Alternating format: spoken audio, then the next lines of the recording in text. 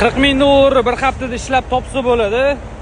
Agar sizda Peterbilt xiralashib ketdi yoki Kenworth motor 800 talik, 700 talik trakingiz bo'lsa, ingliz tilini zo'r bilsangiz, 40 ming dollar bir haftada ishlab topsa bo'ladi. Qanaqa qilib? RGN'da lobo ham deyiladi. Bo'yi past trailer bo'ladi. Gabaritni yuklab oladi, bo'yi baland yuklab oladi. Soprovождение bilan yuriladi. Полицейский soprovождение, yana qo'shimcha soprovождениyalar, chunki juda ham og'ir bo'ladi yuklari.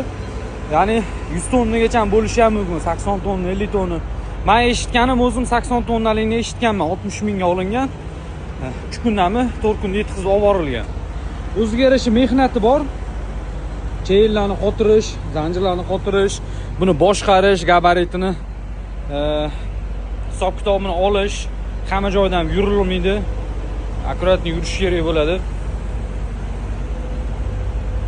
Men o'zim Stepdeckda ishladim. Hozir Amazonda ishlayapman, chunki Stepdeckga marketi ancha pasayib qolgan, Amazonda yaxshiroq bo'layotgani uchun. Ammo обычный traklar xiralashib ketdi. Aqli yetmaydi, chunki motori kichkina bo'ladi.